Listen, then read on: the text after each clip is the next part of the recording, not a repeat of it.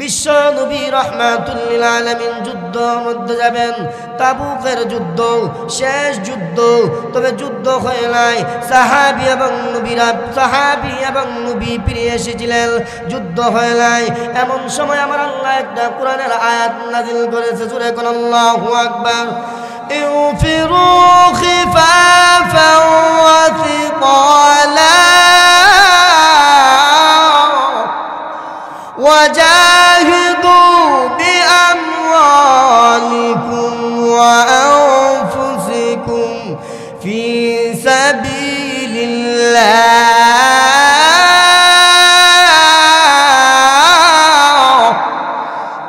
যেই মুহূর্তে এই আয়াত নাজিল হয়ে গেছে, আল্লাহ পাক রব্বুল আলামিন বলেন, ও নবী আপনার সাহাবীদেরকে জানায় দেন যে যে অবস্থায় আছে তারা যেন জান মাল নিয়ে জিহাদ করার জন্য প্রস্তুত গ্রহণ করে। আরেকটু জোরে কর।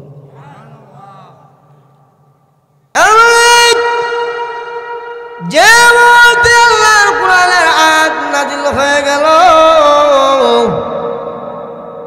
এমনি একজন মহিলা দুধের সন্তান নিয়ে, কুলের এক সন্তান নিয়ে আল্লাহর নবীর দরবারে হাজির হয়ে গেল।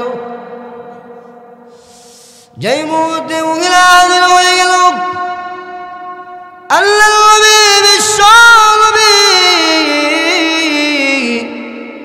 রাহমাতুল লিল আলামিন কয়, ও মহিলা তুমি কেন আসলা? আল্লাহর নবী কথা বলার পর মহিলা ডাকতে কয়, ইয়া রাসূলুল্লাহ, ইয়া হাবিবাল্লাহ, আল্লাহর নবী কোরআনের আয়াত নাযিল হয়ে গেছে, নবী গো, নবী আপনি সাহাবীদেরকে জানায় দিয়েছেন, ও আমার সাহাবীরা তোমরা যে যে অবস্থায় আছো জান মাল দিক আল্লাহর রাস্তায় জিহাদ করার জন্য তোমরা অংশগ্রহণ করো। তোমরা যার যা যে মাল আছে এই মাল দিয়ে তোমরা সদকা করো। ইয়া রাসূলুল্লাহ, ইয়া হাবিবাল্লাহ, নবী গো আমার এই দুধের সন্তান ছাড়া আমার কাছে আর কোনো কিছু নাই, আমার মাল নাই, আমার সম্পদ নাই। ওগো নবীজি আমার এই দুধের সন্তানটা আছে। ইয়া রাসূলুল্লাহ, ইয়া হাবিবাল্লাহ, ওগো নবীজি আমি মা এই দুধের সন্তানটা নিয়ে আপনার কাছে হাজির হয়ে গেলাম। নবী গো আপনি যদি অনুমতি দেন আমার এই দুধের সন্তানটাকে আমি মা হইয়া আপনার দরবারে হাদিয়া দিতে চাই। আল্লাহর নবী ডাকতে কইরা, মহিলা এই দুধের সন্তান নিয়ে আমি কি করব? এই দুধের সন্তান তো তাবুকের যুদ্ধের ময়দানে অস্ত্র ধরতে পারবে না, ডাল ধরতে পারবে না, কাফের মুশরিক বেঈমানের সঙ্গে মোকাবেলা করতে পারবে না। অতএব এই সন্তান নিয়ে তুমি বাড়িতে যাও, আল্লাহ এর বিনিময়ে তোমাকে সওয়াব দান করবে। মহিলা তখন ডাকতে বলে, ইয়া রাসূলুল্লাহ, ইয়া হাবিবাল্লাহ, ও নবীজি আমিও জানি আমার এই দুধের সন্তান এমন শক্তি হয় নাই, তবু هل أدلكم على تجارة تنجيكم من عذاب أليم؟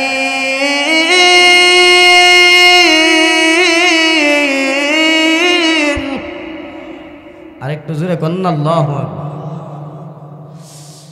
تؤمنون بالله ورسوله وتجاهدون في سبيل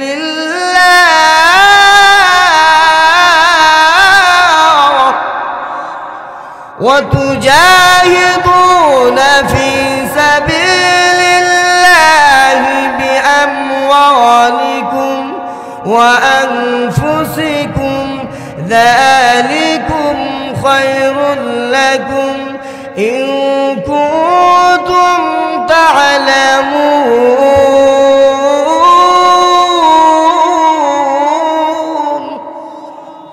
আল্লাহ পাক রব্বুল আলামিন বলেন, ইয়া আইয়ুহাল্লাযীনা আমানু, হে ঈমানদাররা, হাল আদুল্লুকুম আলা তিজারা, আমি আল্লাহ কি তোমাদেরকে এমন একটা ব্যবসার কথা বলবো, কি ব্যবসা? তুনজিকুম মিন আযাবিন আলীম, যেই ব্যবসা তোমাকে জাহান্নামের আগুন থেকে বাঁচায় দিবে। এরকম সুবহানাল্লাহ। যে ব্যবসা তোমাকে জাহান্নামের আগুন হইতে বাঁচায় দিবে, এক নম্বর ব্যবসা হলো তুমিনুনা বিল্লাহ।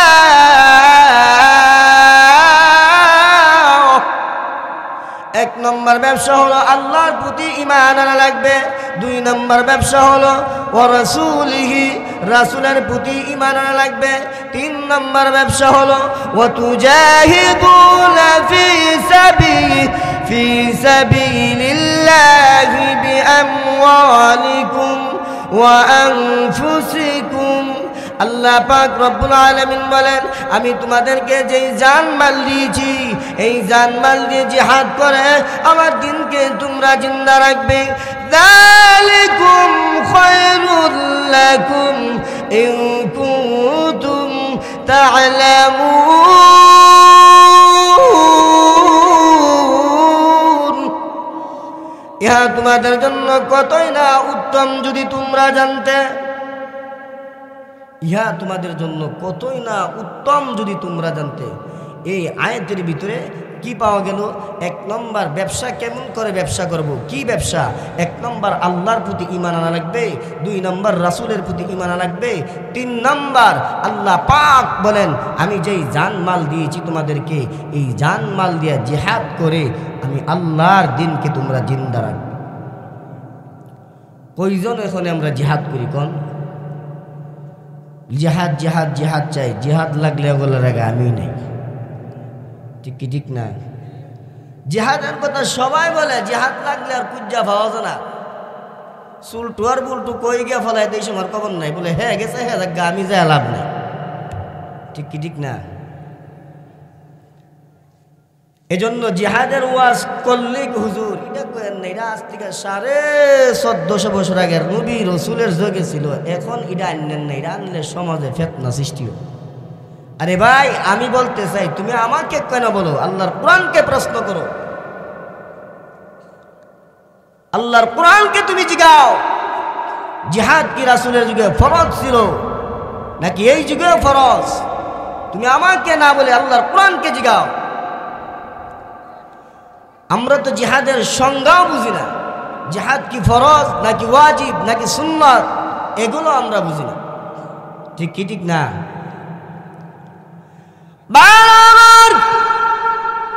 আপনি আল্লাহর কোরআনকে বলেন, রে কোরআন, মানলাম জিহাদ ফরজ, নবী যুগের ছিল জিহাদ, এখন কি জিহাদ ফরজ কিনা? আপনি যদি কোরআনকে প্রশ্ন করেন, রে কোরআন, নবী যুগের যুগে জিহাদ ফরজ ছিল, এখন ফরজ কিনা? কোরআন তার ভাষায় সুন্দর করে আপনাকে জবাব দিয়ে দিবি। বিসমিল্লাহির রহমানির রহিম।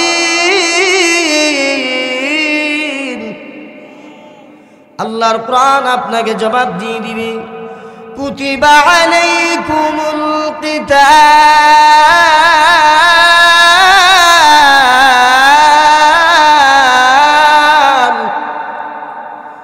আল্লাহর কোরআন বলে কুতিবা আই ফুরিদা আলাইকুমুল কিতাল। আল্লাহ পাক রব্বুল আলামিন বলে কিতালকে, জিহাদকে আমি আল্লাহ তোমাদের উপরে ফরজ করে দিয়েছি। জোরে কোন সুবহানাল্লাহ। মানলাম মেনে নিলাম জিহাদ ফরজ। এখন আপনি কোরআনকে প্রশ্ন করুন, রে কোরআন, মানলাম জিহাদ ফরজ, জিহাদ এই যুগে ফরজ কিনা?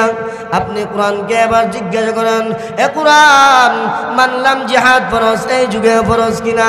কোরআন তার ভাষায় সুন্দর করে জবাব দিয়ে দিবি, ওয়াকাতিলুহুম হাত্তা লা তাকুনা ফিতনাহ ওয়া ইয়াকুনা আদ-দীনু কুল্লুহু লিল্লাহ।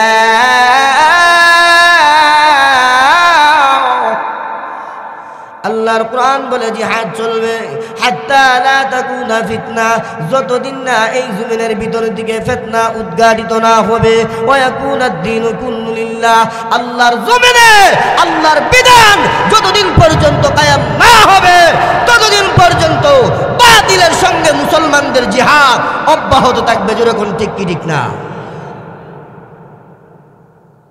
জিহাদের কথা কইলি বুঝিটা মজা লাগে, এটা ভাল লাগে।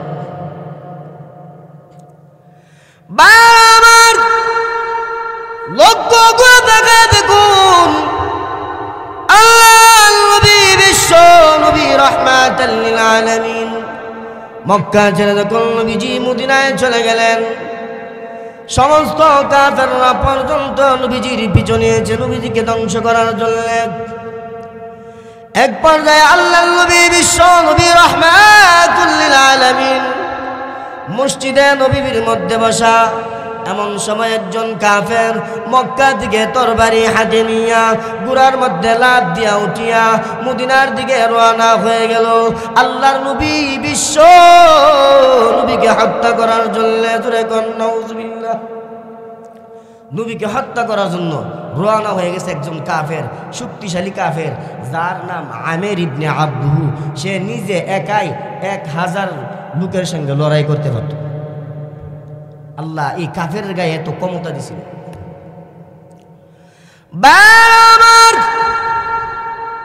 আমের ইবনে আবদুহু তরবারি হাতে নিয়া মদিনার দিকে রওনা হয়ে গেলেন। মক্কা থেকে মদিনা 250 মাইল, কয়েক মাইল, 250 মাইল রাস্তা অতিক্রম করে যখন মদিনার ভিতরে ঢুকে গেলেন, আর বলতে লাগলো মুহাম্মদ কোথায়, মুহাম্মদ কোথায়, মুহাম্মদের দলবল কোথায়, তাদেরকে হত্যা করে দুনিয়ার জমিন থেকে তাদেরকে তাদের জান্নাতে পাঠিয়ে দিব।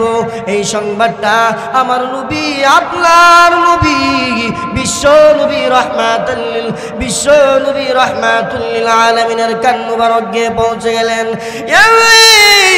আল্লাহ নবী বিশ্ব নবী রাহমাতুল লিল আলামিন মসজিদে নববীর মধ্যে বসা ছিল। এই খবর যখন নবীজির কান মুবারক গিয়ে পৌঁছে গেল, আল্লাহ নবী সাহাবীদেরকে ডেকে বলে, রে সাহাবীরা, আমের ইবনে আবদুহু মদিনায় এসেছে আমাদেরকে হত্যা করার জন্য, আমাদেরকে মারার জন্য।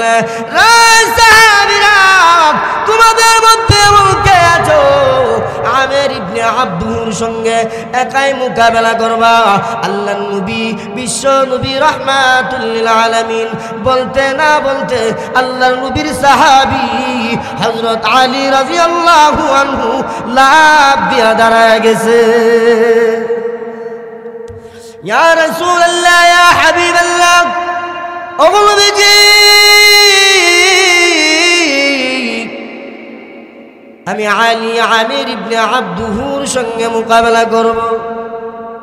আল্লাহ নবী হযরত আলী রাদিয়াল্লাহু আনহুকে ধমক দিয়ে বসায় দিলেন, না তুমি পারবা না, তুমি বসে যাও, আরেকজন দাঁড়াও। দ্বিতীয়বারও হযরত আলী রাদিয়াল্লাহু আনহু দাঁড়ায় গেলেন। আল্লাহ নবী আবার ধমক দিয়ে বসায় দিলেন। তৃতীয়বার আল্লাহ নবী ডাক দিয়া কয়, আর কে আছে, দাঁড়াও। তৃতীয়বারও আল্লাহর নবীর সাহাবী হযরত আলী রাদিয়াল্লাহু আনহু লাফ দিয়া দাঁড়ায় গেছে। ইয়া রাসূলুল্লাহ, ইয়া হাবিবাল্লাহ, ও নবীজি, আপনি যদি অনুমতি দেন গো নবী, ইয়া রাসূলুল্লাহ, ইয়া হাবিবাল্লাহ, আমি আলী আমির ইবনে আবদুহুর সঙ্গে মোকাবেলা করব। জোরে কোন সুবহানাল্লাহ। বারবার আল্লাহ নবী বিশ্ব নবী রাহমাতুল লিল আলামিন কয়, রে আলী, তুমি যে লাফ দিয়া দাঁড়ায় গেছো, তুমি আমির ইবনে আবদুহুকে চিনো, যে আমিরের গায়ে আল্লাহ 1000 যুবকের সঙ্গে লড়াই করার ক্ষমতা দিয়েছে। হযরত আলী রাদিয়াল্লাহু আনহু ডাক দিয়ে বলে, ইয়া রাসূলুল্লাহ, ইয়া হাবিবাল্লাহ, ও নবীজি, আমি আমির ইবনে আবদুহুকে ভালো করে চিনি নবী গো, যদিও সে কাফের, আমি মুসলমান। ও নবীজি, যেদিন আপনার হাত ধরে কালিমা পড়েছি, নবী গো, এই দিল থেকে আমার জান, আমার মাল সব কিছু আমি আলী আল্লাহর রাস্তায় ওয়াকফ করে দিয়েছি। আল্লাহর নবীর সাহাবী হযরত আলী রাদিয়াল্লাহু আনহু ডাক দেয়া কয়, ইয়া রাসূলুল্লাহ, ইয়া হাবিবাল্লাহ, ওগো নবীজি আপনি দেরি করবেন না, আমি আলীকে আপনি অনুমতি দিয়ে দেন, আমি আমির ইবনে আবদুহুর সঙ্গে মোকাবেলা করব। আল্লাহর নবী তখন ডাক দেয়া কয়, আলী রে যা, আমি তোকে ওয়াদা দিলাম রে আলী, আমি তোকে অনুমতি দিলাম, যা আমির ইবনে আবদুহুর সামনে চলে যা, আমির ইবনে আবদুহুর সঙ্গে মোকাবেলা কর। আল্লাহর নবীর সাহাবী হযরত আলী রাদিয়াল্লাহু আনহু ডাক দেয়া কয়, ইয়া রাসূলুল্লাহ, ইয়া হাবিবাল্লাহ, নবী গো আপনি আল্লাহর কাছে দোয়া করতে থাকেন, আমি আলী যেন আমির ইবনে আবদুর সঙ্গে যুদ্ধ করে ওগো নবীজি এই যুদ্ধের মধ্যে বিজয় লাভ করতে পারি। ভাইরা আমার লক্ষ্য করে তাকায় দেখুন, আল্লাহর নবীর সাহাবী হযরত আলী রাদিয়াল্লাহু আনহু তরবারি হাতে নিয়া যুদ্ধের পোশাক পরিধান করে যেই মুহূর্তে আল্লাহর নবী বিশ্ব নবী রাহমাতুল লিল আলামিনের সাহাবী ঘোড়ার মধ্যে উঠে যখন আমির ইবনে আবদুহুর সামনে গেলেন, আমির ইবনে আবদুহু বলতেছে, রে আলী তুই কেন আসলি বেটা, মদিনার লোকদেরকে পাঠাই দিস না, যারা তোদেরকে জায়গা দিছে তাদেরকে গিয়া ফাড়াই দে, তোর বাড়ি তো মক্কায়, তুই ভাগ্যে আইছত মদিনায়, আবার তুই আইছত আমার সামনে আমার সঙ্গে যুদ্ধ করতে, আমার কি তুই চিনস না? আমি আমির একজন দুইজন নয়, 1000 লোকের সঙ্গে একাই লড়াই করতে পারি। হযরত আলী রাদিয়াল্লাহু আনহু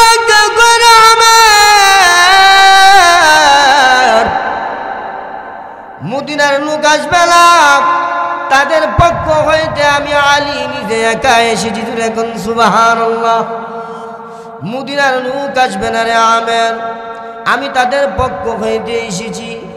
আমের ডাক দিয়া কয়, রে আলী তোর কি জানের মায়া নাই? হযরত আলী রাদিয়াল্লাহু আনহু আমির ইবনে আবদুকে আল্লাহর কোরআনের একটা আয়াত শোনায়া দিলেন, কুল ইন্না সালাতি ওয়া নুসুকি ওয়া মাহইয়ায়া ওয়া মামাতি লিল্লাহি রাব্বিল আলামিন।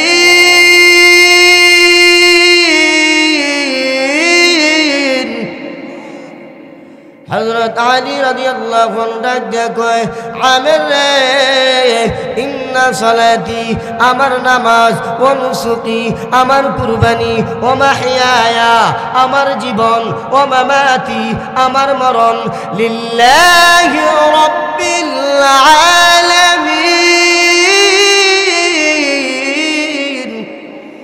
সব কিছু আমি আল্লাহর রাস্তায় ওয়াকফ করে দিয়েছি। তুই এখন সুবহানাল্লাহ।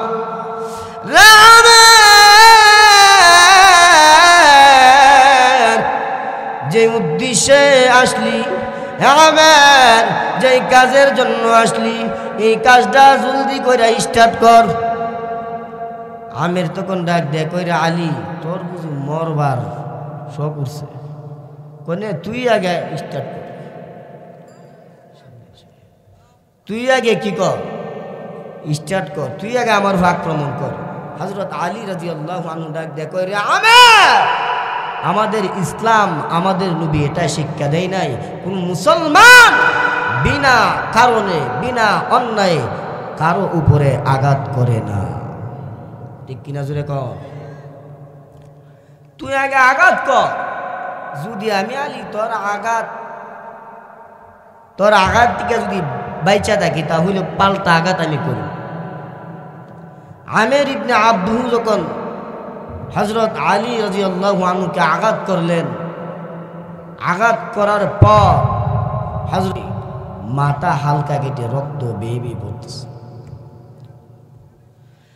হযরত আলী রাদিয়াল্লাহু আনহু ডাকতে কইরে, আমির তোর শয়তানি শক্তি শেষ, আমি আল্লাহর শক্তি এখন তোর উপরে প্রয়োগ করব, যেই মুহূর্তে হযরত আলী রাদিয়াল্লাহু আনহু নারে তাকবীর বলে আল্লাহু আকবার বলে আমেরের উপরে তরবারি দিয়ে আঘাত করলো, আমেরের ডাল কেটে তরবারি কেটে আমের পর্যন্ত দুই খণ্ড হয়ে গোড়া পর্যন্ত দুই খণ্ড হয়ে জমিনের মধ্যে পড়ে গেল। এটা কি আলীর শক্তি না আল্লাহর? কার? আল্লাহ সাহায্য করছে, ঠিক কিনা জোরে কম। এখন যদি যুদ্ধ আসে ইসলামের যুদ্ধ, এই জন্য ভাই দুনিয়ার জগতে কেউ বেশি দিন টাকার মতো ক্ষমতা নেই, বেশি 70, 80, 90 বছর, এর উপরে আর এখন যায় না। যায় কি যায়? যায় না।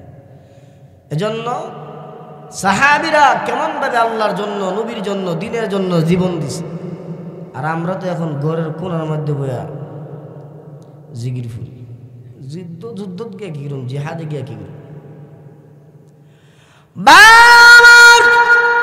লক্ষ্য করে দেখে দেখুন আল্লাহর নবীর সাহাবী হযরত বেলাল রাদিয়াল্লাহু আনহু একদিন গভীর রাত্রিতে বাড়ির উলিতে গুলিতে আটার বলে হাইয়া আলাল জিহাদ, হাইয়া আলাল জিহাদ, হাইয়া আলাল জিহাদ। আল্লাহর নবীর সাহাবী হযরত বেলাল রাদিয়াল্লাহু আনহু জিহাদের সুসংবাদ যখন বাড়ির উলিগুলিতে পৌঁছায় দিতেছে, কে আসরে? আল্লাহর নবীর আশিক, আল্লাহর নবীর পাগল। দেরি কইরো না, মসজিদে নববীর সামনে দাঁড়ায় যাও।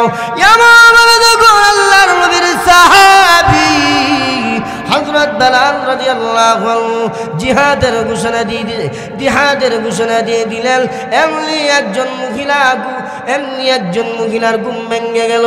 ঘুম ভেঙে যখন মহিলা বেলালের আওয়াজ শুনতে পেরে কান্না করতেছে আর বলতেছে, আহারে আমার স্বামী তো অন্য যুদ্ধের ময়দানে শহীদ হয়ে গেছে, আমার একটা 6 বছরের সন্তান আছে, এছাড়া আমার কাছে আর কোনো কিছু নাই, আমার তো বড় সন্তান নাই, আমি কি দিয়া আল্লাহর নবীর যুদ্ধের ময়দানে শরীক থাকবো?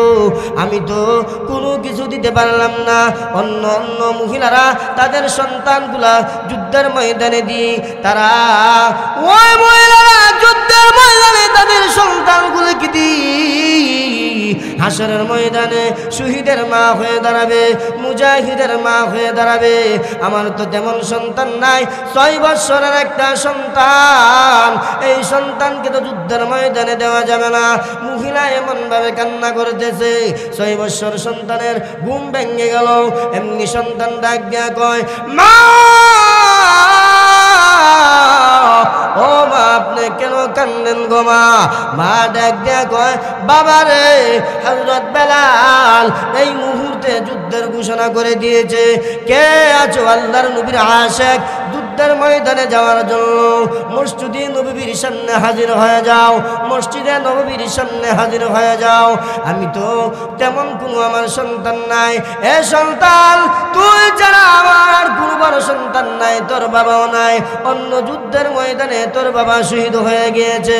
আমি তো রে বাবা, আমি তো শহীদের মা হতে পারলাম না, মুজাহিদের মা হতে পারলাম না। 6 বছরের সন্তান লাগিয়া কয়, মা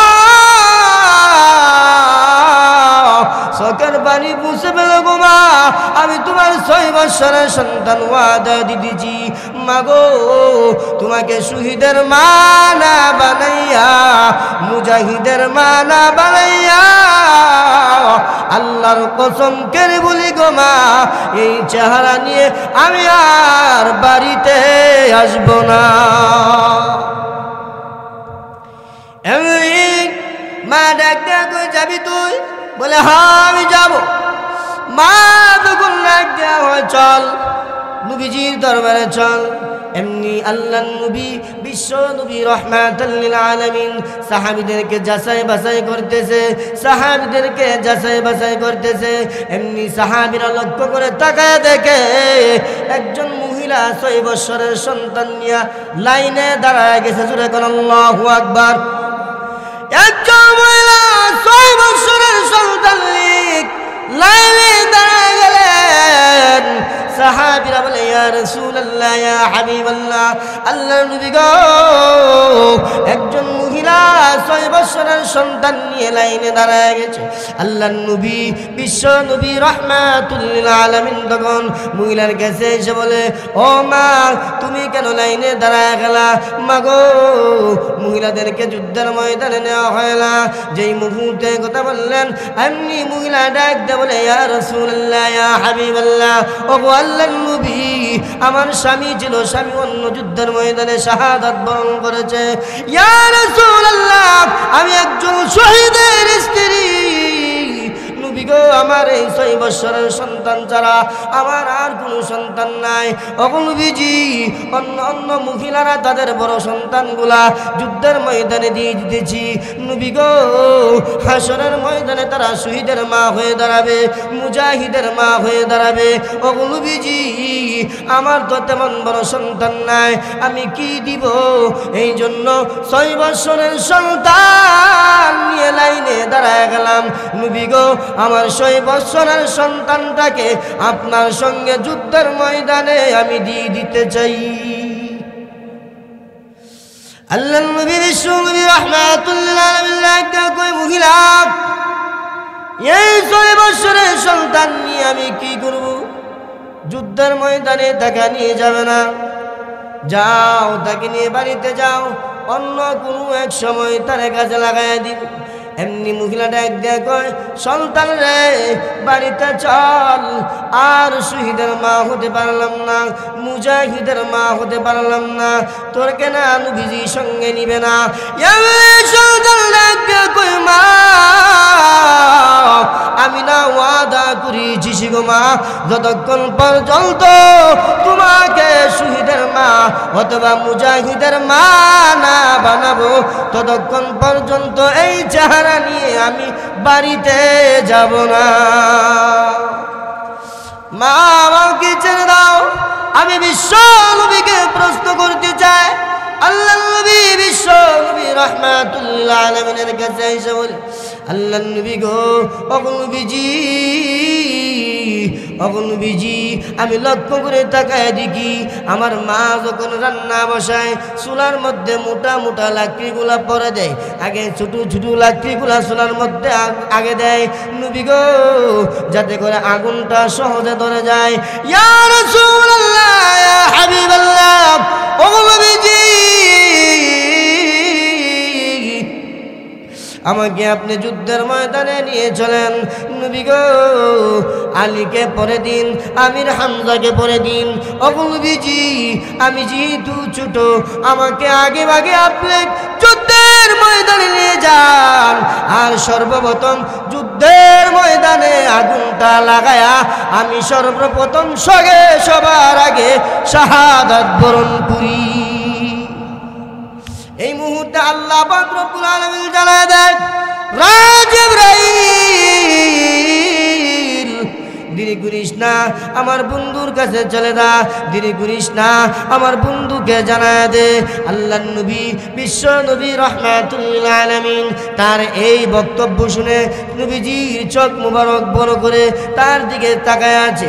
এমনি আল্লাহর পক্ষ থেকে জিবরাইল আলাইহিস সালাতু ওয়াস সালাম হাজির হয়ে বলে, ইয়া রাসূলুল্লাহ ইয়া হাবিবাল্লাহ ওগো নবীজি আপনি যাদের নাম কাতার মধ্যে উঠাইতেছেন, ওগো নবীজি যাদের নাম আপনি কাতার মধ্যে লিস্টি করতেছেন, স্বয়ং আল্লাহ ওই 6 বছরের ছেলের নামটা মহান আল্লাহর কাতার মধ্যে লিস্টি করেছে। এজন্য জিহাদ আমাদের প্রত্যেকেরই করার দরকার। যেই দিন থেকে মুসলমান জিহাদ ছেড়ে দিয়েছে, মুসলমান সেই দিন থেকে পিঠা খাওয়া আরম্ভ করে দিয়েছে। ঠিক কিনা জোরে কও? যেই দিন থেকে মুসলমান জিহাদকে ভয় পায়, সেই দিন থেকে মুসলমান পিঠা খাওয়া আরম্ভ হয়েছে।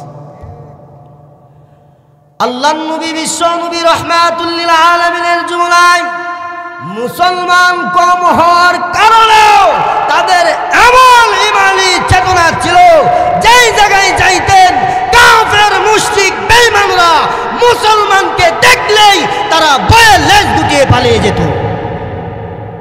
আর আজকে বর্তমান সমাজে মুসলমান জিহাদ করবে, মুসলমান জিহাদ করবে, আল্লাহ জিহাদের ডাক আসলে ওগুলোর আগে আমি নেই। ঠিক নি? ঠিক না? আল্লাহর নবী, বিশ্ব নবী রাহমাতুল লিল আলামিন দুনিয়ার থেকে বিদায় হওয়ার পর হযরত আবু বকর সিদ্দিক রাদিয়াল্লাহু আনহু বিদায় হওয়ার পর ওমর রাদিয়াল্লাহু আনহু যখন শাসনে আসলেন, এমন সময় একজন রাজা যার নাম হিরাক্লিয়াস হযরত ওমর রাদিয়াল্লাহু আনহুর কাছে একটা প্রস্তাব পাঠাইছে, ইয়ারমুকের ময়দানে তৃতীয় যুদ্ধ করত। প্রস্তাবের মধ্যে লেখছে আমার লোক থাকবে 60,000। কাফের কয় হাজার? জবানটা খুলে বলেন কয় হাজার? 60,000 কাফের থাকবে। হযরত ওমর রাদিয়াল্লাহু আনহু বলেন, রে সাহাবীরা, আমার কাছে সংবাদ পাঠিয়ে দিয়েছে, এই সংবাদ আমি ওমর প্রত্যাখ্যান করি নাই। তোমরা সকলে পরামর্শের মধ্যে বসো। আল্লাহর নবী, বিশ্ব নবী রাহমাতুল লিল আলামিন যখন পরামর্শের মধ্যে বসলেন, বসার সঙ্গে সঙ্গে বলতেছে, কে আসো? তোমাদের মধ্যে কে আসো? এমন একজন সাহাবী দাঁড়াবা যা একাই 60,000-এর সঙ্গে মোকাবেলা করতে পারো। আর হুজুরে কন্যা অন্য অন্য সাহাবীরা বলতেছে, ইয়া রাসূলুল্লাহ। কেউ বলতেছে 30,000, কেউ বলতেছে 7,000, কেউ বলতেছে 3,000, কেউ বলতেছে 300। ওমর রাদিয়াল্লাহু আনহু প্রত্যেকের কথায় জবাব দিচ্ছে। এমন সময় একজন সাহাবী যার নাম খালিদ বিন ওয়ালিদ রাদিয়াল্লাহু আনহু ডাক দিয়ে বলে, ইয়া রাসূলুল্লাহ, ইয়া হাবিবাল্লাহ, ও নবীজি, 60,000 আর আমি খালিদ তাদের সঙ্গে একাই যথেষ্ট। হযরত ওমর রাদিয়াল্লাহু আনহু বলেন, খালিদ, তুমি যে একাই যথেষ্ট, তার দলিল কি, প্রমাণ কি? দলিল ছাড়া কি একাই 60,000-এর সঙ্গে মোকাবেলা করতে পারবা? হযরত খালিদ বিন ওয়ালিদ রাদিয়াল্লাহু আনহু ডাক দিয়ে বলে যে, আমার দলিল হলো 1 নম্বর আল্লাহর কোরআন। 1 নম্বর দলিল কি? 2 নম্বর দলিল হলো আমার রাসূলের হাদিস। বলে আল্লাহর কোরআনের দলিল কি? খালিদ বিন ওয়ালিদ রাদিয়াল্লাহু আনহু বলেন, ওয়ালা তাহিনু ওয়ালা তাহজানু ওয়া আনতুমুল আ'লাউনা ইন কুনতুম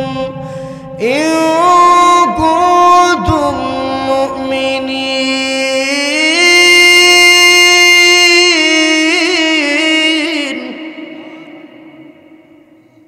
খালিদ বিন ওয়ালিদ রাদিয়াল্লাহু আনহু বলেন, আল্লাহ পাক বলেছেন, ওয়ালা তাহিনু ওয়ালা তাহজানু ওয়া আনতুমুল আ'লাউনা ইন কুনতুম মুমিনিন।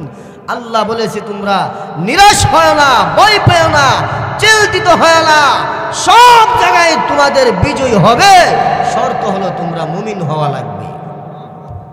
কি হওয়া লাগবে? মুমিন হওয়া লাগবে। আল্লাহ তো এই কথা বলেন নাই 60,000-এর সঙ্গে 60,000 যেতে হবে। আল্লাহ বলছে শুধু মুমিন হওয়া লাগবে। আর আল্লাহর নবীর হাদিস, আল্লাহর রাসূল বলছে, মাতালুল্লাযী ইয়াযকুরু রাব্বাহু ওয়াল্লাযী লা ইয়াযকুরু রাব্বাহু মাতালুল হাইয়্যি ওয়াল মাইয়্যিত। আল্লাহর নবী বলেছে, যার ঈমান আছে সে হইল জিন্দা। যার ঈমান আছে সে হইল জিন্দা, আর যার ঈমান নাই সে হইল মুর্দা। সুতরাং আমার যেহেতু ঈমান আছে, কাফেরদের যেহেতু ঈমান নাই, ইয়ারমুকের ময়দানে 60,000 গেল, 60 লক্ষ যদি আসে, তারা হলো মুর্দা। আর আমি খালিদের যেহেতু ঈমান আছে, আমি খালিদ হলাম একা। 60 লক্ষ গেল, 60 লক্ষর মুর্দারের সামনে আমি খালিদ একাই জিন্দা যথেষ্ট। ঠিক কিনা জুড়ে কন? যেহেতু তারা মুর্দা, ঈমান নাই, আমি খালিদের ঈমান আছে। 60,000 কেন, 60 লক্ষ হলেও আমি খালিদের কোনো আসে যায় না, তাদের জন্য আমি একাই যথেষ্ট।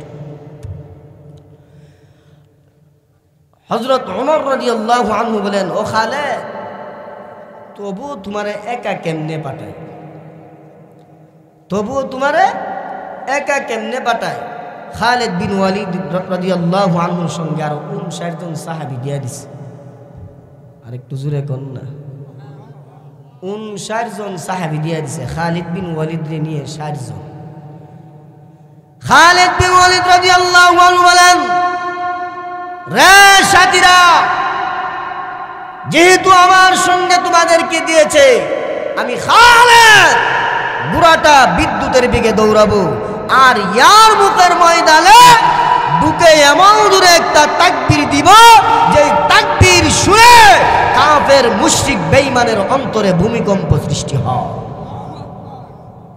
খালিদ বিন ওয়ালিদ রাদিয়াল্লাহু আনহু 60 জন সাহাবীকে নিয়ে যখন ইয়ারমুকের ময়দানে ঢুকে গেলেন, সকাল বেলায় যুদ্ধ আরম্ভ হয়ে গেল। যুদ্ধ করতে করতে জোহরের নামাজ রক্ত চলে গেল, আবার যুদ্ধ করতে করতে আসরের নামাজ রক্ত চলে যাই এমন অবস্থা।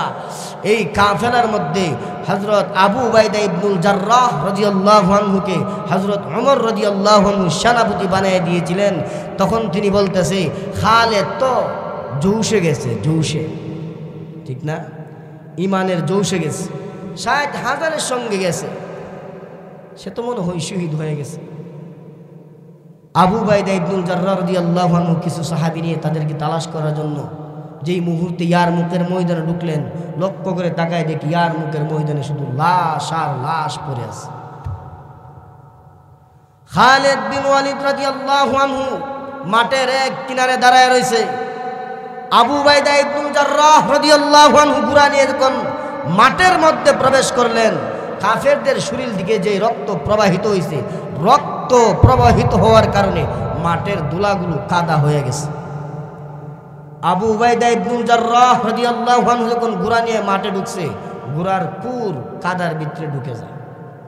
লাশটা উল্টায় দিকে, এটা মুসলমান না কাফের। এমনভাবে তালাশ করতে করতে লক্ষ্য করে তাকায় দেখে মাঠের এক কোণার মধ্যে কিছু মানুষ দাঁড়ায় আছে।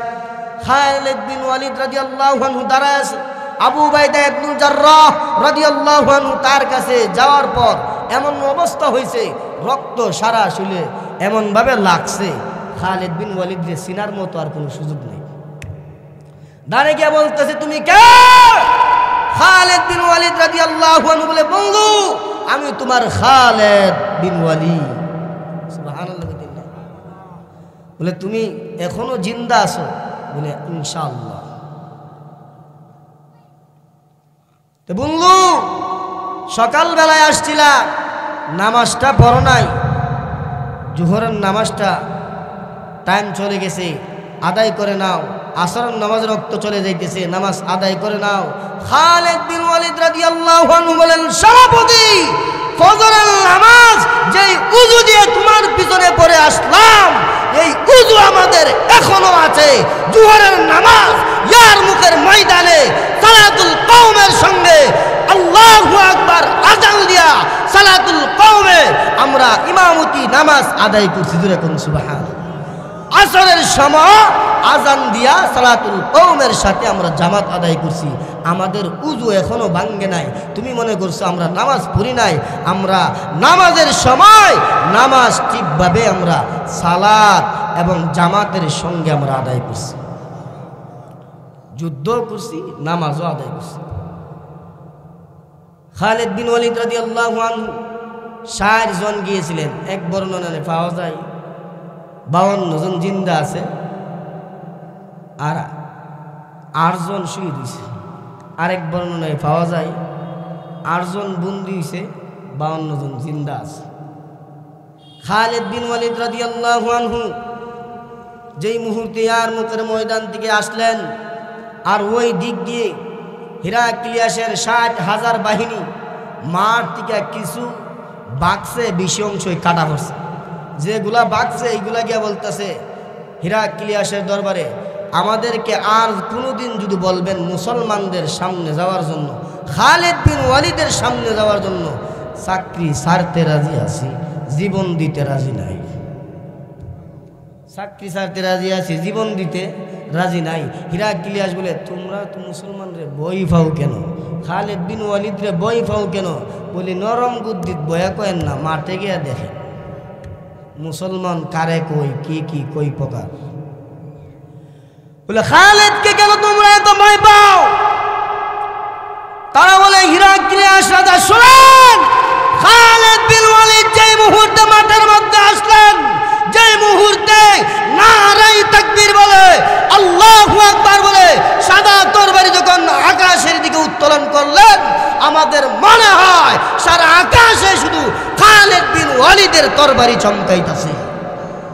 শুধু তা নয়, খালিদ বিন ওয়ালিদ যখন আমাদের দিকে তরবারি মারে, আমাদের মনে হয় একটা দুইটা নয়, ৬০,০০০ তরবারি আমাদের উপরে একসঙ্গে পড়তেছে। আমরা জান বাঁচায়া কোনো রকমে বাইচ চাইছি, এই নরম বুদ্ধির বয়া কইন। খালিদ বিন ওয়ালিদ রাদিয়াল্লাহু আনহু আবু উবাইদা ইবনুল জাররাহ রাদিয়াল্লাহু আনহু যুদ্ধের ময়দান থেকে এসে যে ঘোড়া নিয়ে গেছিল, ঘোড়ার মধ্যে জখম লাগছে, তরবারির আঘাত লাগছে, এগুলোর মধ্যে ঔষধ লাগাইতেছে। এমন সময় হিরাক্লিয়াস বলতেছে, খালিদ বিন ওয়ালিদ তো শক্তি দিয়া শেষ করা যাবে না, ষড়যন্ত্র করে তারা হত্যা করা লাগবে। ঠিক কিনা? কেউ যদি দেখবেন শক্তি দেবেন না তখন ষড়যন্ত্র করে কেমনে মারণ যা, ঠিক নি? ঠিক না? যেরকম এই মুহূর্তে খালিদ বিন ওয়ালিদ রাদিয়াল্লাহু আনহু কিছু লোক পাঠায় দিলেন। যেই মুহূর্তে লোক পাঠায় দিলেন, তাদের কাছে আইসা বলতেছে, তোমাদের মধ্যে খালিদকে? আবু উবাইদা ইবনুল জাররাহ রাদিয়াল্লাহু আনহু বলেন, কেন, খালিদের কি দরকার? বলে, আমাদের বাদশা বলছে খালিদ গেলে আমাদের বাদশা সোয়ার করতে চাই, ঝগড়া মীমাংসা করতে চাই, তবে খালিদ যাওয়া লাগবে। আবু উবাইদা ইবনুল জাররাহ রাদিয়াল্লাহু আনহু বলেন, আমি হলাম সেনাপতি আর সে তো সাধারণ সৈনিক, খবর তো আমার কাছে আসবে, তার কাছে আসলো কেন? তোমাদের উদ্দেশ্য ভালো না, মতলব ভালো না, ঠিক কি ঠিক না? এই দলের নেতা আমি, আমার কাছে না, তার কাছে গো কেন? খালিদ বিন ওয়ালিদ রাদিয়াল্লাহু আনহু বলেন, সেনাপতি আমি গেলে যদি হিরাক্লিয়াস মীমাংস করে দরবার, তাহলে আমি রাসূলের সুন্নতটা টিকায় রাখলাম, আমি খালিদ একাই রওনা হয়ে গেলাম। সুবহানাল্লাহ কইতেন না? আরে জোরে একটু সুবহানাল্লাহ কই। আমি খালিদ একাই রওনা হয়ে গেলাম আমার রাসূলের সুন্নতটাকে টিকায় রাখার জন্য। আবু উবাইদা ইবনুল জাররাহ রাদিয়াল্লাহু আনহু বলেন, খালিদ তবুও তোমাকে একা ছাড়া যায় না, তোমার সাথে আরো ৯৯ জনকে দিয়া দেই। কয়জন? ৯৯ জন, তুমি সহ ১০০ জন যাও, অর্ডার দিয়ে দিলাম। খালিদ বিন ওয়ালিদ রাদিয়াল্লাহু আনহু যেই মুহূর্তে হিরাক্লিয়াসের দরবারের সামনে গেছে, গিয়া দেখে তরবারির গিট বানাইছে, তরবারির গিট, এই গিটের তলে দিয়া খালিদ বিন ওয়ালিদ যাইব, খালিদ বিন ওয়ালিদ দিয়ে তারা মারব। ষড়যন্ত্র। খালিদ বিন ওয়ালিদ রাদিয়াল্লাহু আনহু গিটের সামনে গিয়া বলে, এই গিট সরাও। জীবনে বহু মূর্তি সামনে মাথা নত করছি, আর মাথা নত করার সময় নাই, এই গিট সরাও। কোন এই গিট সরানো যাইতো না, ওই গিট সরাইবি না একটা উষ্টা দিমু, এই গিট মিটার কুস্তা থাকতো না। আল্লাহু আকবার কইতেন না? এমনি বাদশা হিরাক্লিয়াস উপর দিকে শুনতেছে যে এখানে মানুষের শব্দ শোনা যায়, হাউ মাউথ, চেঁচামেচি শোনা যায়। হিরাক্লিয়াস বলতেছে, কি হয়েছে? বলে, খালিদ আসছে, খালিদ আসছে, এই গিটের ভিতরে দিয়া ঢুকতে চাই না। আমরা বললাম এই গিটের ভিতরে দিয়ে ঢুকতে হবে। খালিদ বিন ওয়ালিদ বলতেছে, গিট যদি আমরা না সরাই, উষ্টা দিয়া বলে গিট ভেঙে। হিরাক্লিয়াস তখন ডাক, দেখো গিটটা আগে সরাও, তার একটু দিককালো আগে। সুবহানাল্লাহ দিন না? কেমন সাহস! গেটটা একটু সরাও, লোকটার আগে দিককালো। খালিদ বিন ওয়ালিদ রাদিয়াল্লাহু আনহু যেই মুহূর্তে তারা গিট সরাই দিলেন, বাদশাহ হিরাক্লিয়াস ৩ লক্ষ বাহিনী দাঁড়া করায় রাখছে বাহিরে চতুর্পাশ দিয়ে। কারণ খালিদের তো নাম শুনছে, কোন সময় কি করে কোনো গ্যারান্টি নাই। আগে তো ৩ লক্ষ বাহিনী দাঁড়া করায় রাখছে, ভিতরে আরো ৯০,০০০ দাঁড়া করায় রাখছে তরবারি দিয়ে। খালিদ বিন ওয়ালিদ রাদিয়াল্লাহু আনহু সাহাবীদেরকে নিয়ে যখন হিরাক্লিয়াসের দরবারে ঢুকলেন, ঢুকার পরে ১০০ চেয়ার রাখছে, চেয়ারের মধ্যে স্বর্ণ লাগানো। খালিদ বিন ওয়ালিদ রাদিয়াল্লাহু আনহু স্বর্ণ দেখা মাত্রই চেয়ার লাত্তিলা ফালাই দিছে। কি সাহস! যেই মুহূর্তে খালিদ বিন ওয়ালিদ ফালাই দিছে, বাকি ৯৯ জনও ফালাই দিছে। চেয়ার ফালাই দিয়া বাদশার আডুল সঙ্গে গিয়ে আডু লাগায় বসে। খালিদ বিন ওয়ালিদ রাদিয়াল্লাহু আনহু যখন বাদশার আড়ুর সঙ্গে আড়ু লাগায় বইছে, আরো 99 জন সাহাবী খালিদের চতুর্পাশ দিয়া গুল বের দিয়া বইছে। যেমন বোঝা যায় আরবি নুন আর খালিদ হইছে নক্তা। সুবহানাল্লাহ। যেমন বোঝা যায় আরবি নুন বানাইছে, খালিদ হইছে নক্তা। হিরাক্লিয়াস বলতেছে, তোমরা মুসলমান হইছো ঠিকই, এখনো আদব শিখো নাই। বলে কে আদব শিখি নাই কেন? বলে তোমাদের চেয়ার দিলাম, চেয়ারে না বইসা আমি একজন রাজা, আমার আডুর সঙ্গে আডুরা লাগাই বসে। ওইটা পরে বলবো, আগে আনছো কেন? সমাধান করতাম।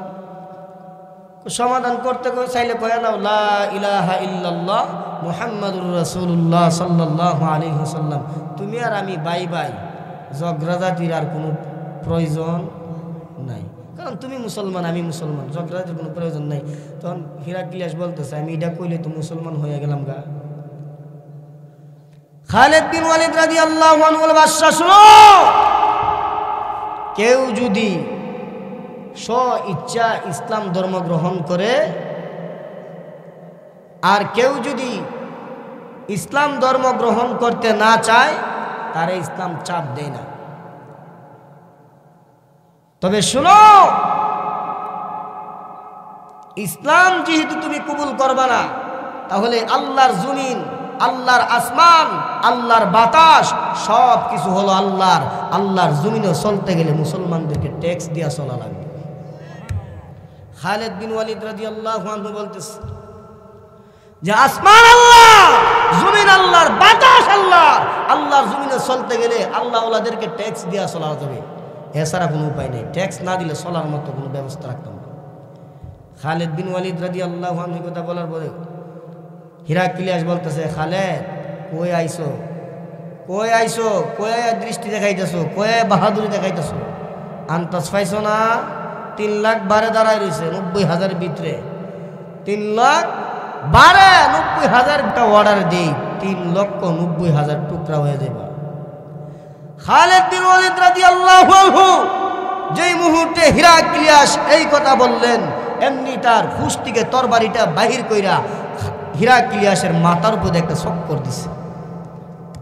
যেই মুহূর্তে চক্কর দিয়া তার গলার মধ্যে ধরছে, খালিদ বিন ওয়ালিদ রাদিয়াল্লাহু আনহু বলতেছে, 3 নম্বর ফায়সালা এটা হই, 3 নম্বর ফায়সালা এটা হই। যেহেতু হিরাক্লিয়াস একটা বাদশা, তখন যেই মুহূর্তে তরবারি ধরছে তার ভিতরে একটা সিফা মারছে, মনে মনে ভাবছে যে আমি শেষ। তবুও সে একটা বাদশা একটা হুঙ্কার দিয়ে বলতেছে, রে খালিদ, কোথায় এসে তুমি বাহাদুরি দেখাইতেছো? তুমি কি আন্তাজ পাও না? বলে আন্তাজ পায়া ওই তোর আড়ুর লাগে আড়ুটা লাগাইয়া বসে। তুই অর্ডার দিবি 3,90,000 কাফের, আল্লাহ না করুক যদি আমার মরণ হয়ে যায়, 3,90,000 টুকরা হয়ে যাইতে পারি, আর আমি তোর আড়ুর লাগে আড়ু লাগাইয়া বসি, তুই অর্ডার দিবার আগে ওই তোর শরীর দিকে মাথাটা আলাদা করে দিব, আর আমি খালে তোর লাশ দিকে মইরা গেলে আমার কোনো আর দুঃখ থাকতো না। কি থাকতো না? দুঃখ থাকতো না। এমনি তোমরা যেমন কয় আমরা এমনি আছি, সিফাত ফইরা যেমন এমনি আছি।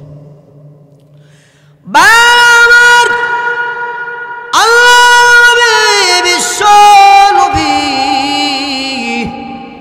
রাহমাতুল লিল আলামিন, যেদিন আল্লাহর নবী বিশ্ব নবী রাহমাতুল লিল আলামিন যুদ্ধ মধ্যে যাবেন, তাবুকের যুদ্ধ, শেষ যুদ্ধ, তবে যুদ্ধ হয় নাই, সাহাবী এবং নবী ফিরে এসেছিলেন, যুদ্ধ হয় নাই।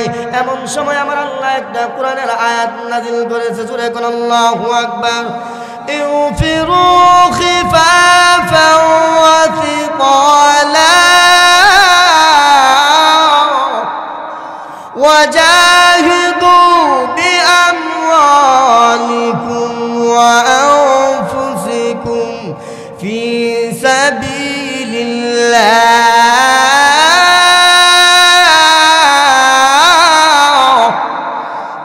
যেই মুহূর্তে এই আয়াত নাজিল হয়ে গেছে। আল্লাহ পাক রব্বুল আলামিন বলেন, ও নবী আপনার সাহাবীদেরকে জানায় দেন যে যে অবস্থায় আছে তারা যেন জান মাল নিয়ে জিহাদ করার জন্য প্রস্তুত গ্রহণ করে। আরেকটু জোরে কর।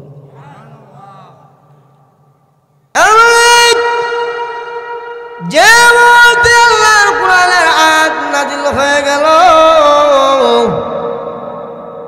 এমনি একজন মহিলা দুধের সন্তান নিয়ে, কুলের এক সন্তান নিয়ে আল্লাহর নবীর দরবারে হাজির হয়ে গেল। যেই মুহূর্তে মহিলা হাজির হয়ে গেল, আল্লাহর নবী বিশ্ব নবী রহমাতুল লিল আলামিন লাগতে কয়, ও মহিলা তুমি কেন আসলা? আল্লাহর নবী কথা বলার পর মহিলা লাগতে কয়, ইয়া রাসূলুল্লাহ, ইয়া হাবিবাল্লাহ, ও আল্লাহর নবী কোরআনের আয়াত নাজিল হয়ে গেছে, নবী গো, ও নবী আপনি সাহাবীদেরকে জানায় দিয়েছেন, ও আমার সাহাবীরা তোমরা যে যে অবস্থায় আছো জান মাল দিক আল্লাহর রাস্তায় জিহাদ করার জন্য তোমরা অংশগ্রহণ করো। তোমরা যার যা যে মাল আছে এই মাল দিয়ে তোমরা সদকা করো। ইয়া রাসূলুল্লাহ, ইয়া হাবিবাল্লাহ, নবী গো আমার এই দুধের সন্তান ছাড়া আমার কাছে আর কোনো কিছু নাই, আমার মাল নাই, আমার সম্পদ নাই। ও নবীজি আমার এই দুধের সন্তানটা আছে। ইয়া রাসূলুল্লাহ, ইয়া হাবিবাল্লাহ, ও নবীজি আমি মা এই দুধের সন্তানটা নিয়ে আপনার কাছে হাজির হয়ে গেলাম। নবী গো আপনি যদি অনুমতি দেন আমার এই দুধের সন্তানটাকে আমি মা হইয়া আপনার দরবারে হাদিয়া দিতে চাই। আল্লাহর নবী ডাকতে কইরা, মহিলা এই দুধের সন্তান নিয়ে আমি কি করব? এই দুধের সন্তান তো তাবুকের যুদ্ধের ময়দানে অস্ত্র ধরতে পারবে না, ডাল ধরতে পারবে না, কাফের মুশরিক বেঈমানের সঙ্গে মোকাবেলা করতে পারবে না। অতএব এই সন্তান নিয়ে তুমি বাড়িতে যাও, আল্লাহ এর বিনিময়ে তোমাকে সওয়াব দান করবে। মহিলা তখন ডাকতে বলে, ইয়া রাসূলুল্লাহ, ইয়া হাবিবাল্লাহ, ও নবীজি আমিও জানি আমার এই দুধের সন্তান এমন শক্তি হয় নাই, তাবুকের যুদ্ধের ময়দানে অস্ত্র ধরতে পারবে না, ডাল ধরতে পারবে না, বেঈমান কাফেরদের সঙ্গে মোকাবেলা করতে পারবে না। ইয়া রাসূলুল্লাহ, ইয়া হাবিবাল্লাহ, ও নবীজি আমার এই দুধের সন্তানটাকে আমি এমন ভাবে সাজিয়েছি, নবী গো তাবুকের যুদ্ধের ময়দানে যখন কাফেররা আপনার গায়ে তরবারি চালায় দিবে, ও নবীজি ওই সময় যদি আপনার হাতে ডাল না থাকে আমার সন্তানটাকে কাফের মুশরিক বেঈমানের তরবারির সামনে ডাল হিসেবে ব্যবহার করবে। ও নবীজি কাফেরদের তরবারির আঘাতে আমার সন্তানের হাত চলে যাবে, আমার সন্তানের পা চলে যাবে, একে একে অঙ্গ প্রত্যঙ্গ শেষ হয়ে যাবে। নবী গো আমি মা বলতে পারি যতক্ষণ পর্যন্ত আমার সন্তানের গায়ে এক ফোঁটা রক্ত থাকবে ততক্ষণ পর্যন্ত কাফের মুশরিক বেঈমানরা আপনার গায়ে আঘাত করতে পারবে না। কেমন সাহাবী ছিলেন আল্লাহ, দুধের সন্তান দিলাইছে আর আমরা বুড়া সন্তানই দিই না, ঠিক নেই? বলে বাবা তুই যা, আমার সন্তান দিয়া লাভ নেই, তুই মরছিস তুই গে, আমার সন্তান দিয়া লাভ নেই। আর নবীর সাহাবীরা মহিলা সাহাবীরা দুধের সন্তান দিলাইছে, যা আসিলেন তা দিলাই। একটু জিকিরেন লা ইলাহা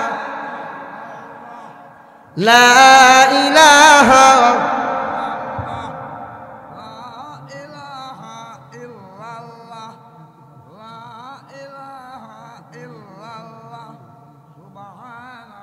সুবহানাল্লাহ ওয়ালহামদুলিল্লাহ লা ইলাহা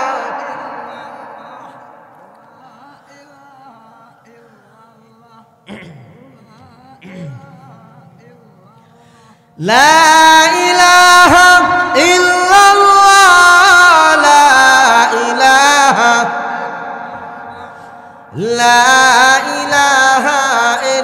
ইল্লাল্লাহ লা ইলাহা ইল্লাল্লাহু মুহাম্মাদুর রাসূলুল্লাহ সাল্লাল্লাহু আলাইহি ওয়াসাল্লাম। আল্লাহর নবী বলেন, আমার ওই সকল উম্মতরা, আমার সকল উম্মত যারা দুনিয়াকে মোহাব্বত করবে আর পরকালকে ভালোবাসবে, ওই সকল উম্মত ক্ষতিগ্রস্তের মধ্যে পড়ে যাবে। যারা দুনিয়াতে বাইচা আছি, এখন তো সারা পৃথিবীর মধ্যে আল্লাহর রহমতে মুসলমানের কোনো অভাব নেই। যদি প্রত্যেক মুসলমান যদি ইমান বুকে নিয়ে হারতো, তাহলে কাফের মুশরিক বেঈমানরা মুসলমানের সঙ্গে আঙ্গুল তুলে কথা বলার সাহস পাইত না। আজকে মুসলমান দুর্বল হয়ে গেছে আর তারা সবল হয়ে গেছে। এই জগৎ আল্লাহর বিশ্ব নবী রাহমাতুল লিল আলামিন বলেন, আমার উম্মতরা দুনিয়ার জমিনে 5টা জিনিসকে মোহাব্বত করবে আর 5টা জিনিসকে তারা ভুলে যাবে। 5টা জিনিসকে মোহাব্বত করবে আর 5টা জিনিসকে ভুলে যাবে। আমার ওই সকল উম্মতগুলা ক্ষতিগ্রস্তের মধ্যে পড়ে যাবে। 5টা জিনিসকে মোহাব্বত করবো, 5টারে ভুলে লাগবো, আমার ওই সকল উম্মতরা ক্ষতিগ্রস্তের মধ্যে পড়ে যাবে। এক নম্বর হলো ইউহিব্বুদ দুনিয়া, যারা দুনিয়াকে মুহাব্বত করবে।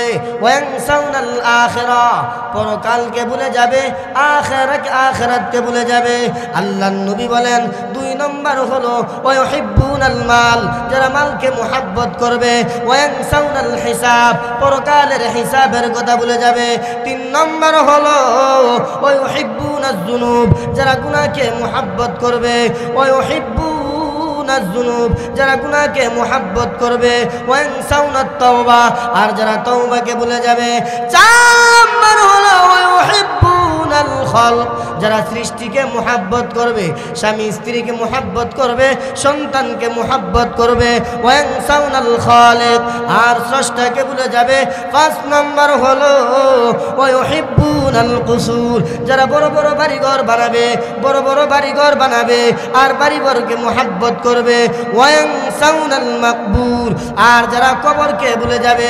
আল্লাহর নবী বলেন, ওই সকল উম্মতগুলা ক্ষতিগ্রস্তের মধ্যে পড়ে যাবে। তো এই জন্য 5টা জিনিসকে মুহাব্বত করবেন আর 5টা জিনিসকে ভুলে যাবেন।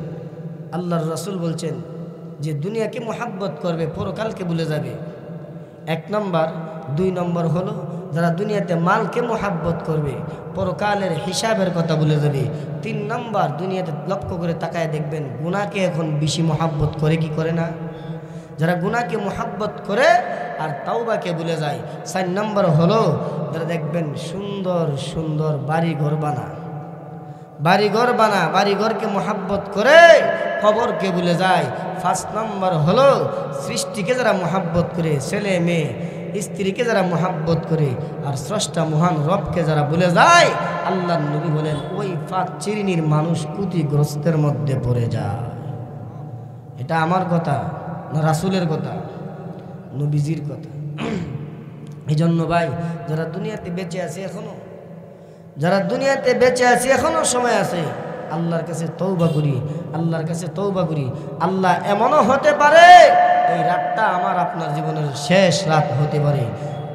বলা যায় না কার জন্য দোকানে কাফনের কাপড় জমা হয়ে গেছে, মসজিদের মাইক এলান দেওয়ার জন্য অপেক্ষা করতেছে, কবরের মাটি কার জন্য অপেক্ষা করতেছে। কেউ কি বলতে পারবেন? কেউ বলতে পারবেন না। এই লিস্টিটা হলো আল্লাহর হাতে, এই কবরটা হলো আল্লাহর হাতে। যেই সময় আপনার আমার সময় শেষ হয়ে যাবে, ওই সময় প্রাণ পাখি মালাকুল মউত আজরাইল এসে বের করে নিয়ে যাবে। ক্ষমতা থাকবে না ওই সময় আজরাইলের সামনে দাঁড়ায়া হেডামগিরি দেখাইবার। ঠিক না? আমরা তো অনেকে মনে করতেছি গুনাহ করতেছি, আল্লাহ দেখিনি, জানেনি, আড়ালে করতেছি, অন্ধকারে করতেছি, গোপনে করতেছি। আল্লাহ কি জানেনি? আল্লাহ সব জানে কি জানে না? আল্লাহ সব জানে। আল্লাহ يعلم خائنة الأعين وما تخفي الصدور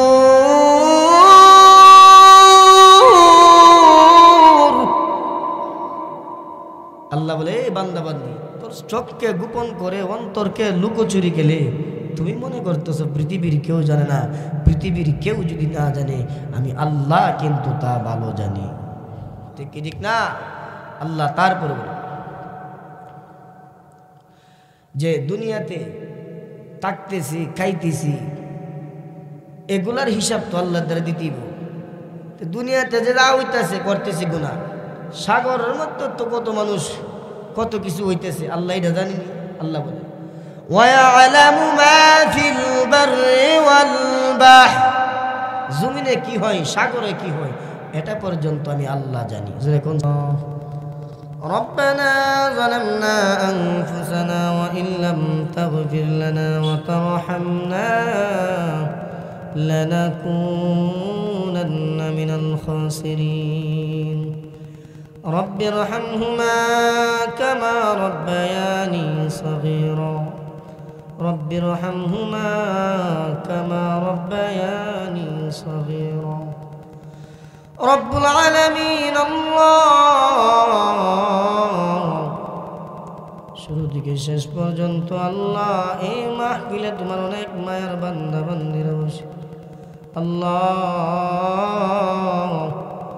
যারা এই গভীর রাত্রিতে শীতের মধ্যে আল্লাহ বসে বসে আয় আল্লাহ তোমার এবং তোমার রাসূলের কথা শুনছে আয় আল্লাহ যতগুলো আলেম আয় আল্লাহ ওয়াজ করেছেন প্রত্যেকের কথার উপরে আমল করার আমাদেরকে তৌফিক দান করো রব্বুল আলামিন। আল্লাহ বিশেষ করে আমরা যারা হাত বাড়াইলাম জানি না কার মা নাই কার বাবা নাই রে আয় আল্লাহ তাআলা যেই মা আমাদের জন্য কত কষ্ট করলো আয় আল্লাহ 10 মাস 10 দিন গর্ভে ধারণ করলো, মার গর্ভে থাকা অবস্থায় মার কলিজায় কত লাথি মেরেছি আয় আল্লাহ দুনিয়াতে আসার সময় মার শরীর থেকে কত রক্ত ঝরাইলাম রে মালিক আয় আল্লাহ মা অজ্ঞান হয়ে পড়ে যাইত যেই মুহূর্তে মার জ্ঞান ফিরত অন্য অন্য মহিলারা বলতো এই যে তোমার সন্তান, যেই মুহূর্তে আমাদের চেহারা দেখত মা সঙ্গে সঙ্গে সকল দুঃখ কষ্ট মুহূর্তের মধ্যে ভুলে যাইত। আল্লাহ তাআলা জানি না কার বাবা না যেই বাবা আমাদের জন্য কত কষ্ট করল মালিক রে আয় আল্লাহ বাবা কত কষ্ট করে রৌদ্রের মধ্যে পরিশ্রম করে বৃষ্টিতে ভিজে আমাদের জন্য খাবারের ব্যবস্থা করত আয় আল্লাহ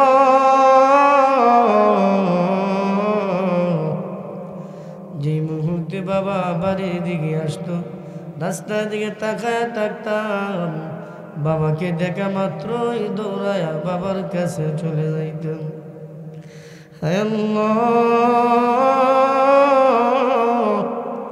সারাদিনের ক্লান্তি বাবা পিছনের দিকে লাথি মেরে ফেলা আয় আল্লাহ আমাদেরকে বুকে জড়ায় নিত। ঈদের সময় আসলে বলতাম বাবা জামা নাই জামার ব্যবস্থা করে দাও আয় আল্লাহ বাবা নতুন জামা আমাদের জন্য ব্যবস্থা করত আর আব্বা পুরান জামা দিয়ে ঈদের নামাজ আদায় করত। রব্বুল আলামিন আল্লাহ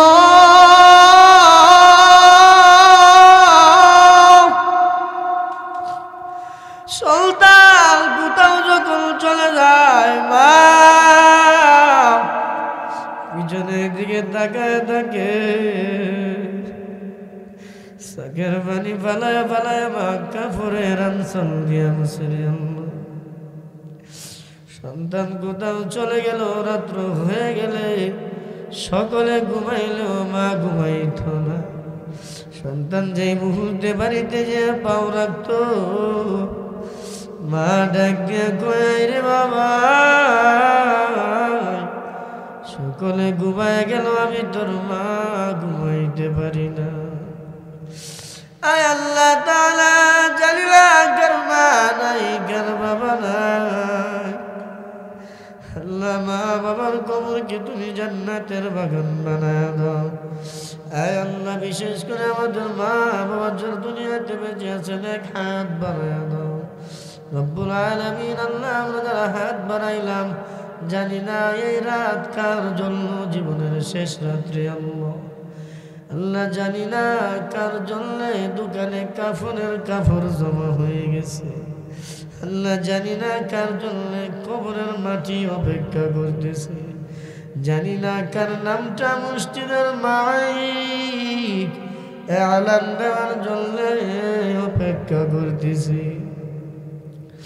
আয় আল্লাহ তাআলা বিশেষ করে আল্লাহ কত মানুষ কত আশারে ঘুমায় ঘুম থেকে আর উঠে না।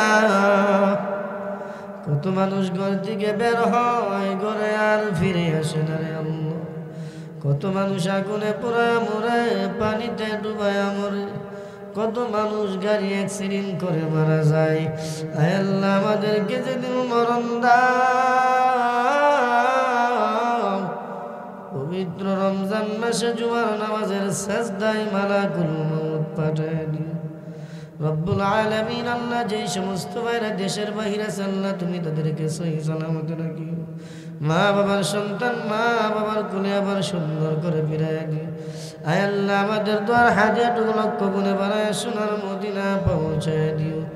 আল্লাহ আদম আলাইহিস সালাতু ওয়াস সালাম থেকে আজ পর্যন্ত যত মুসলমান নর নারী অন্ধকার কবরে ঘুমাইছে আল্লাহ প্রত্যেকের কবরকে জান্নাতের বাগান বানায় দাও। আয় আল্লাহ এই মাদ্রাসা থেকে তুমি কবুল আর মঞ্জুর করে নাও।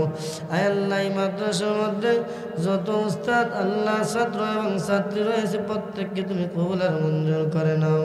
আল্লাহ নবীজির ওসিলায় আমাদের দোয়াকে তুমি কবুল আর মঞ্জুর করে নাও। وصلى الله تعالى على خير خلقه محمد وعلى آله وأصحابه أجمعين آمين برحمتك يا أرحم الراحمين. السلام عليكم ورحمة الله.